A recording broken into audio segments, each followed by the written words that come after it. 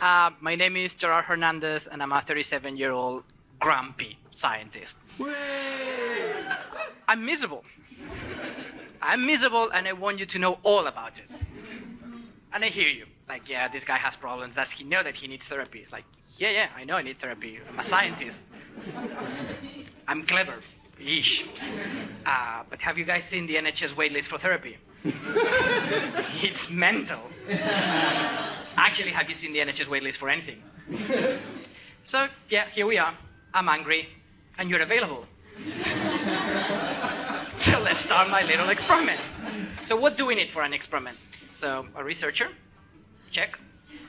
Test subjects, tonight it's all of you, check. And a hypothesis. Mine is that I can feel better by unloading all my burden into you. We have two possible outcomes. One, nothing happens, so you waste 10 minutes of your life.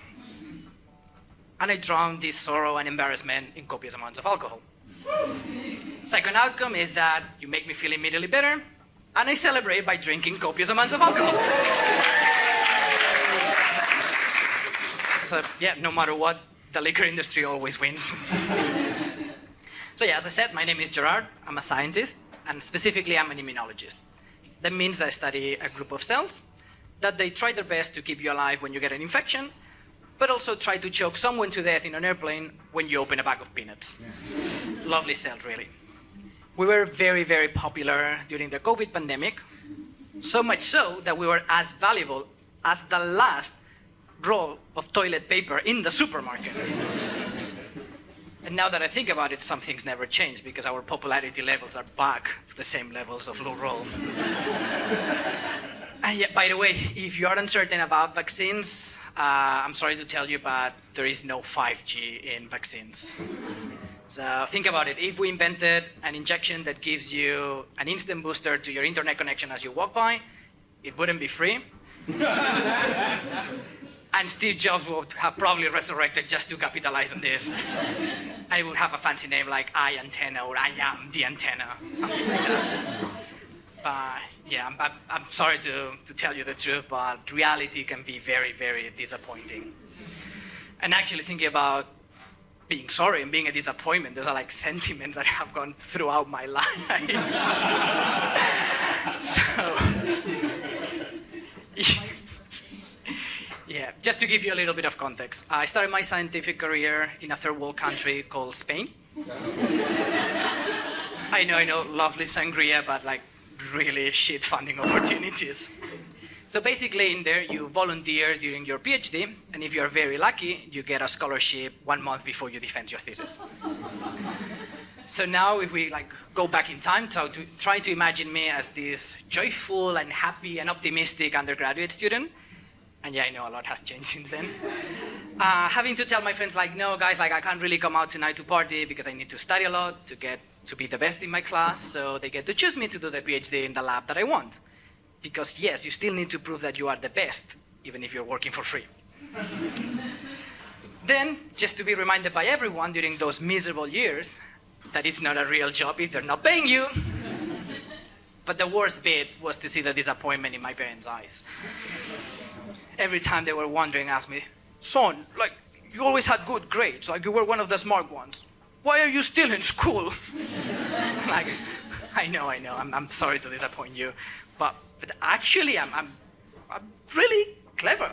Like, yeah, sure, but if you're that clever, why are you still living with us?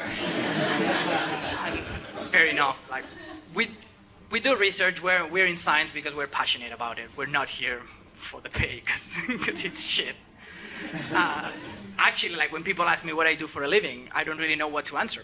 It's like, I work in science, but that barely makes a living. So, and actually, in fact, being a scientist is really, really, really similar to being homeless.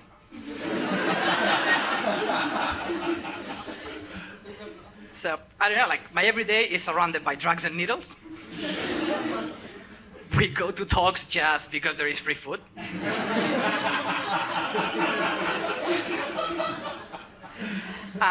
Yeah, we survive thanks to charities and the government help.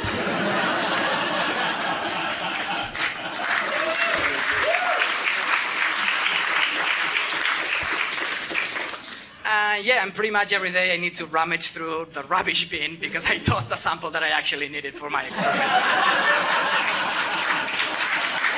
That's a new low.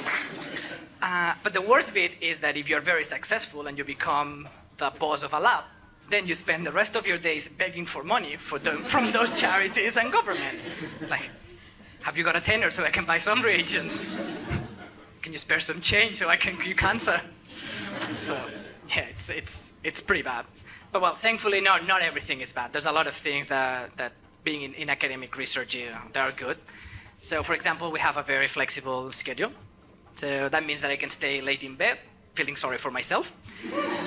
But then I'm flexible to stay in the lab until late or very, very late.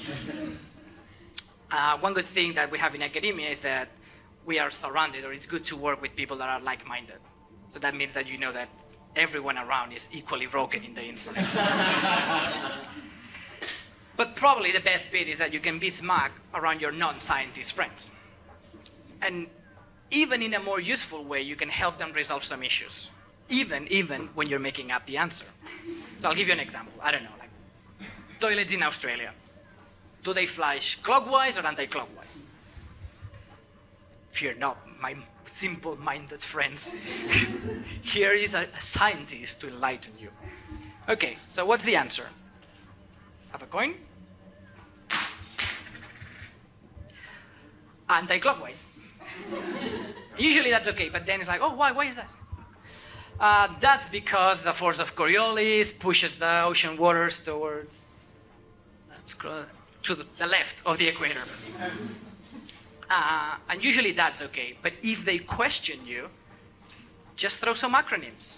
Yeah. Don't forget that in my PhD, using AI and ML techniques, elucidating the role of CD4 T cells in MS using the EA model.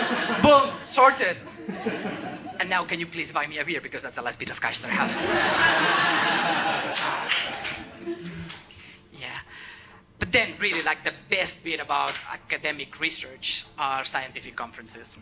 So you get to go to fancy places like, I don't know, like a chic après ski hotel in Switzerland, or a beach resort in Sicily, or the basement of a Holiday Inn in Milton Keynes. And in there you get together with a bunch of adults that they were bullied when they were kids, trying to prove who's the smartest ass in the room. Like, none of us. Those are the rich kids that work in bank and Allgate and the city, but none of us. And all of this happens while sipping and palating on the cheapest, shittest wine that you can think of. It's like, it's something that gives you instant heartburn, like not 5 minutes later, but just as you swallow it. Like, what's wrong with that wine? Do they just mix vinegar and sugar? Is it made from the sour tears of all scientists? I don't know, we should probably ask for funding and investigate this.